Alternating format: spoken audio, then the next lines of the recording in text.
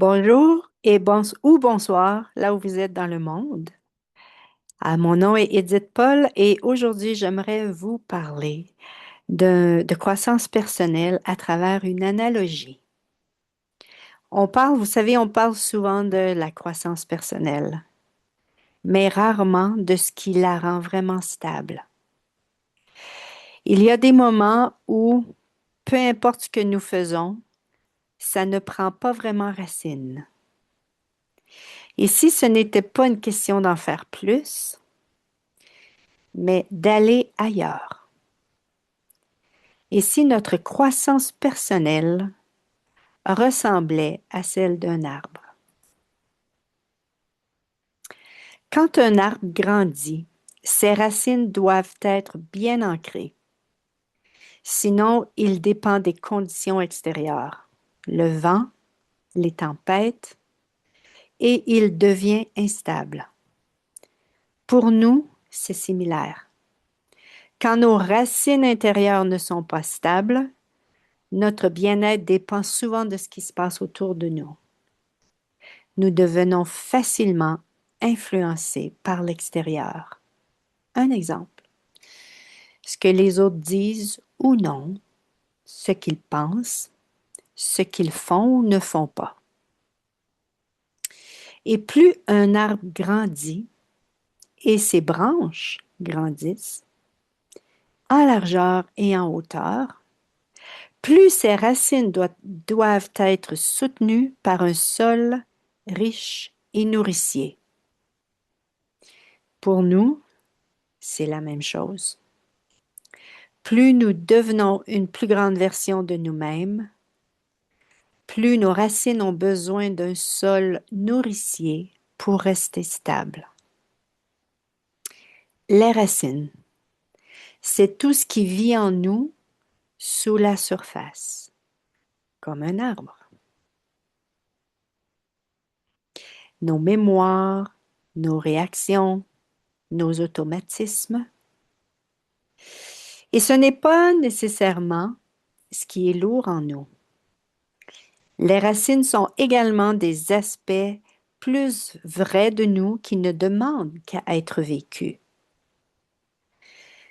Plusieurs cherchent souvent à aller plus en profondeur. Mais c'est quand nos racines sont rencontrées autrement que quelque chose change et que cette profondeur devient réellement accessible. Nous devenons moins réactifs, plus stables, plus libres d'être, peu importe les circonstances. Et il y a également un autre élément essentiel, le sol. Le sol dans lequel nos racines baignent. C'est la façon dont nous sommes en relation à nous-mêmes. Est-ce que vous vous poussez? Vous sentez-vous en tort d'être vous? Est-ce que vous vous jugez? Ou vous sentez-vous coupable d'être vous-même? Ou bien est-ce un sol où vous vous permettez d'être, c'est-à-dire d'être là où vous êtes sans vous forcer, sans vous blâmer. Parce que parfois, ce n'est pas ce qui vit en nous qui bloque, c'est la relation que nous avons avec ça. Il n'y a pas d'espace pour que ceci existe. Et en même temps, quelque chose peut nous aider à créer cet espace. Une intelligence en chacun de nous qui agit un peu comme un jardinier. Je l'appelle le superconscient. Il ne force rien. Il libère les racines et permet au sol de redevenir nourricier. Comme un engrais, il soutient la richesse déjà présente pour que la croissance se fasse autrement. Et c'est exactement ce que nous explorerons ensemble dans l'espace d'exploration, l'amour qui te connaît.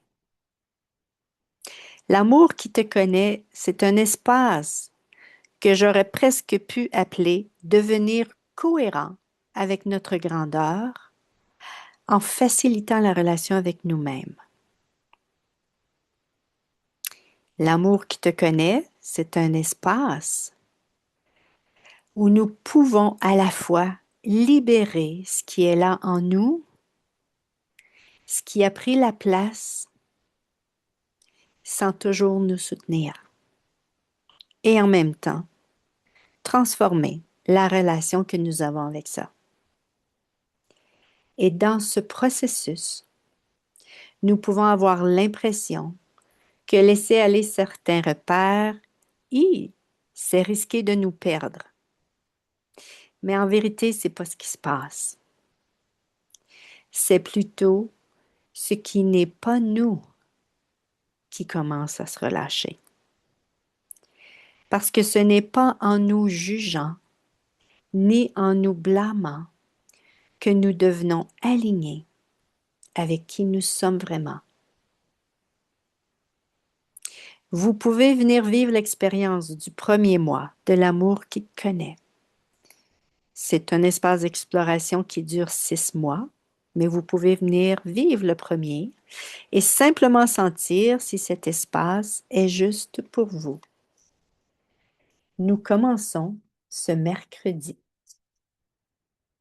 Au plaisir de vous rencontrer.